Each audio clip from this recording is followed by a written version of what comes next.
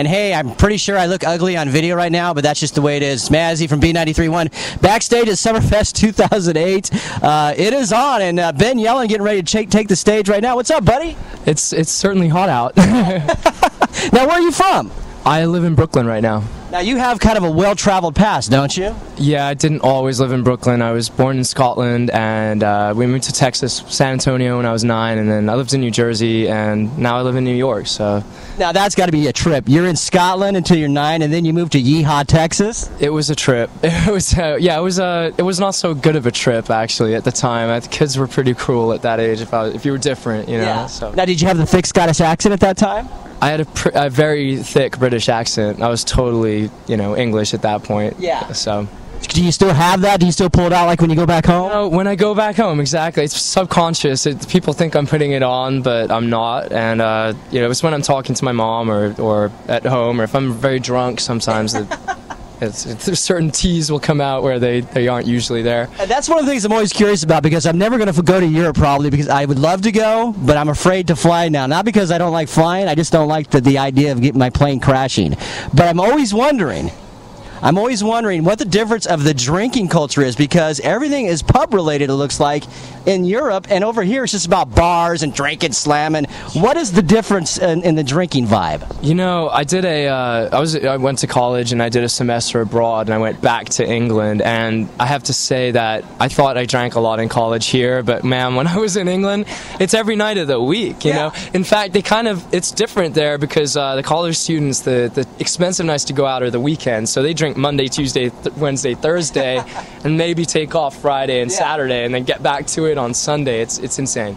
Oh man! Now, and the pubs back there, they have their families hanging out sometimes, don't they? It's like a neighborhood thing. Yeah, I mean, it's definitely a more accepted kind of part of life. Drinking isn't it's never looked down on over there. I mean, and I think because the drinking age over there is 18, that a lot of kids get used to it earlier and kind of are more responsible about it. Yeah, and I didn't want to spend the whole interview talking about drinking, but I was always fascinated about that. And since you've lived on both continents, I'm trying to use I know. What is a continent, Tom? Is that where countries are at?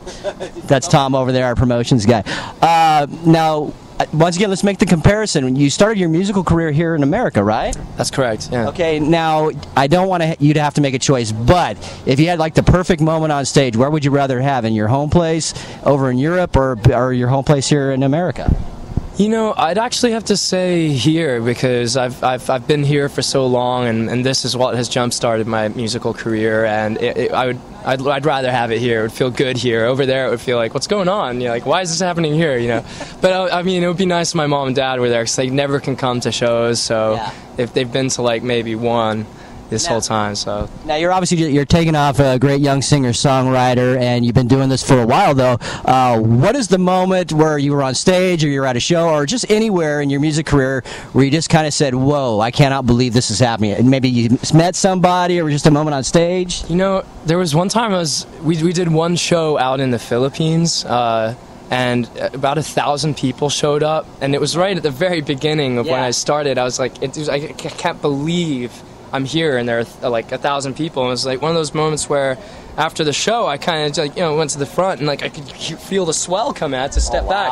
I was like, this isn't happening, this is not happening, because I was very early on too, so I was pretty insane. That was a hot gig, man. I had to actually it was so hot and so humid that I actually had to tone it down, because I was about to could feel myself going on stage, about to go puke in the corner. It was insane. That was hot. Well, we're gonna keep you hydrated today, because we don't want you pass now. You're getting ready to jump on the stage here in just a few minutes, and I always hate to do the atypical DJ question, but the more I listen to Wreckage, the more I'm getting into the song, and basically I'm gonna do the whole cliche thing.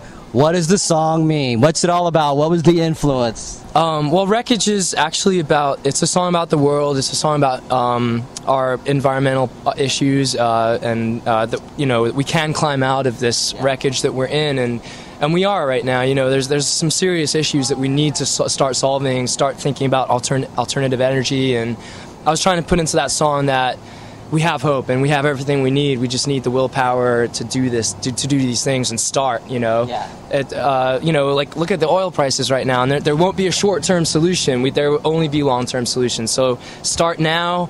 it'll be that much better in 8 years' time. You know what I mean? I'm telling you, and just the price alone will make you want to make a change. $75 to fill up my gas tank. That's not good, people. All right, well, you know what? Bud Light Lime is one of our sponsors today, so me and you definitely got to have a beer today. Sure, man, for sure.